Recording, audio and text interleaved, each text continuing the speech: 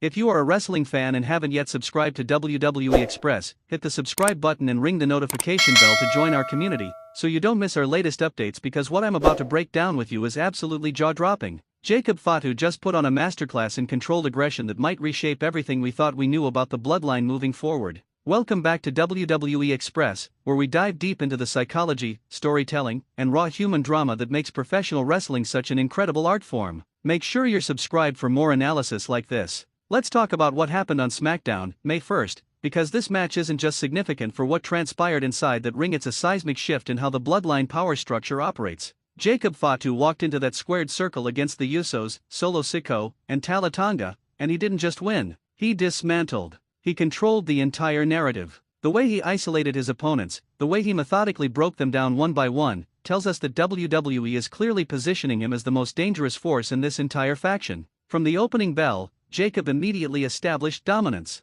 He wasn't looking to trade chain wrestling or engage in some back-and-forth battle. His whole strategy screamed confidence and precision. When you've got four bodies in that ring operating as a unit against one man, the narrative has to be about that one man being so devastatingly effective that numbers become irrelevant. And Jacob lived up to that completely. He used the ring space to his advantage, cutting off escape routes, maintaining control of whoever he had isolated. That's not wild brawling, that's calculated destruction. What makes this performance so psychologically compelling is how it plays into the broader bloodline civil war narrative. We've been watching this family tear itself apart. Roman Reigns versus Paul Heyman dynamics, the introduction of new bloodline members, the question of loyalty and supremacy within the group. Jacob Fatu just answered a major question. He's not fighting for a position in this hierarchy. He's demonstrating that he's potentially above the hierarchy entirely. His physical capabilities are on another level, and WWE is using this match to visually reinforce that message. The Usos brought their classic tag team chemistry and that signature Samoan strike pattern that's made them legendary, but even their synchronization couldn't overcome Jacob's raw power and resilience.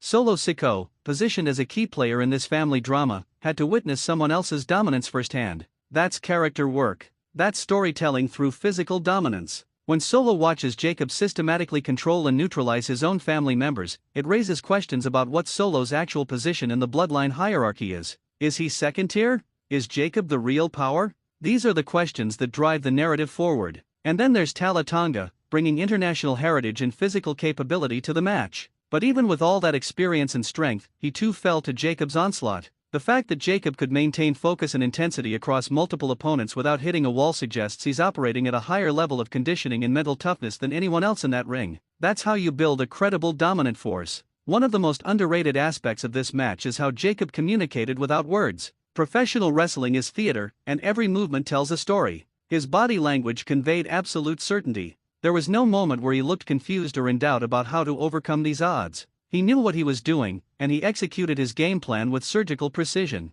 That psychological dominance is sometimes more important than the physical dominance, because it tells the audience that Jacob isn't just stronger, he's smarter. The way WWE is booking this also matters tremendously for where the bloodline storyline goes next. If Jacob is this level of unstoppable force, then anybody facing him becomes an underdog story. Roman Reigns eventually has to address this. Other top champions in WWE have to consider what it means if a bloodline member is this dangerous. It creates new story possibilities. It raises the stakes for anyone connected to this faction, and that's excellent long-term booking. What we're witnessing here is a masterclass in using a multi-person match to advance character development and establish wrestling credibility. Jacob Fatu didn't just win a match, he established himself as a potential major player in WWE's main event scene. That's the kind of performance that can launch someone into singles championship opportunities. That's the kind of control and dominance that fans remember, and that changes perception. The technical execution matters too. Jacob's ability to keep all four opponents under control simultaneously, to transition smoothly between different defensive and offensive strategies, to maintain ring awareness while focusing on whoever he had isolated, that's professional wrestling fundamentals executed at an elite level.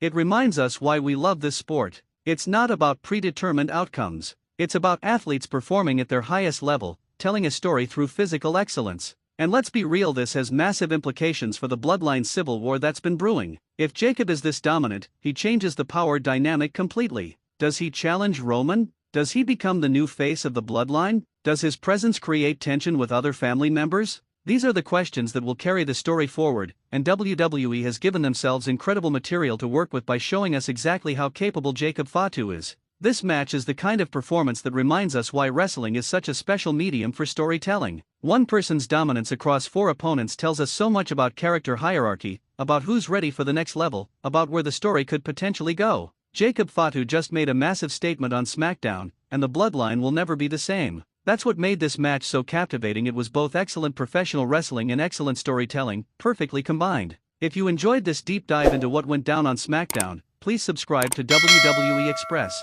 We break down the psychology, the storytelling, and the character development that makes WWE narratives so compelling week after week. Hit that subscribe button right now, and thank you for spending this time with us analyzing the incredible